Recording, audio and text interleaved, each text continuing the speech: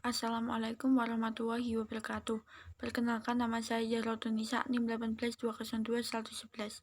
Di sini saya akan menjawab pertanyaan dari penanya wajib kelompok 4, yaitu Mbak Elvi Kodriah, NIM 1820211.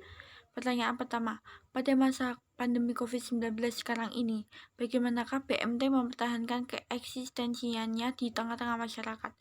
Pertanyaan kedua, salah satu usaha yang dikembangkan oleh koperasi syariah yaitu penyaluran dana yang dikenal dengan istilah pembiayaan.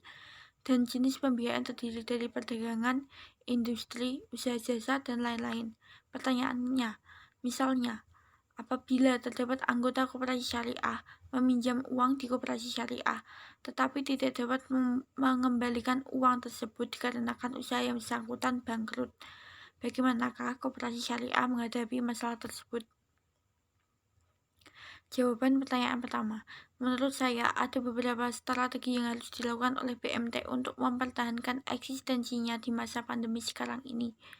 Yang pertama, BMT harus bisa mengelola mitigasi risiko dengan tepat. Dengan begitu, BMT mengetahui posisi strength, weakness, opportunities, threat, atau SWOT untuk dapat membuat revisi dengan memperhatikan kondisi pandemi saat ini. Yang kedua, BMT harus fokus pada industri yang prospek untuk dibiayai. BMT harus tebang pilih pada sektor usaha yang eksis dan berkembang di tengah merebaknya wabah corona. Yang ketiga, digital banking.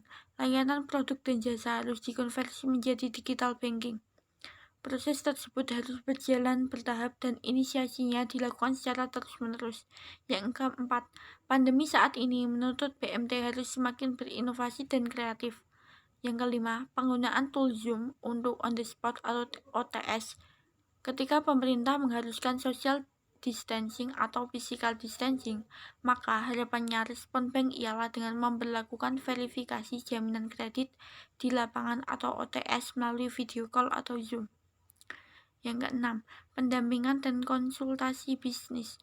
Nasabah UMKM yang bisnisnya terganggu akibat COVID-19 mendapatkan pendampingan dan konsultasi bisnis oleh staf bank, yaitu Relationship Manager atau RM, yang tersebar di seluruh Indonesia. Peran RM ini akan melakukan pendampingan sekaligus sebagai konsultan apabila pinjaman nasabah dilakukan restrukturisasi hingga proses restrukturisasi tersebut berjalan lancar. Dan yang terakhir, program tanggung jawab sosial perusahaan atau Corporate Social Responsibility atau CSR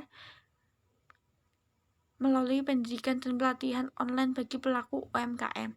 BMT dapat menyelenggarakan program pendidikan dan pelatihan online, bank virtual training and education yang dilakukan melalui aplikasi UMKM Go Online. Jawaban pertanyaan kedua, sebelum memberikan pinjaman pasti koperasi syariah sudah menjelaskan ketentuan-ketentuan yang harus dipenuhi oleh nasabahnya. Salah satunya yaitu dengan memberikan jaminan atau agunan kepada pihak koperasi syariah untuk menjaga-jaga apabila nasabah tidak dapat mengembalikan pinjaman. Apabila nasabah mengalami kebangkrutan dan tidak dapat mengembalikan pinjaman, maka pihak koperasi akan melakukan beberapa cara untuk menangani pembiayaan bermasalah ini, yaitu dengan yang pertama, penjadwalan kembali. Maksudnya di sini koperasi syariah akan memperpanjang jangka waktu jatuh tempo pengembalian pinjaman. Yang kedua yaitu persyaratan kembali. Di sini pihak koperasi akan melakukan penetapan kembali syarat-syarat pembiayaan. Dan yang terakhir yaitu apabila pihak nasabah masih belum bisa memberikan pinjaman, maka pihak koperasi akan menjual jaminan atau agunan secara harga pasar yang telah disepakati.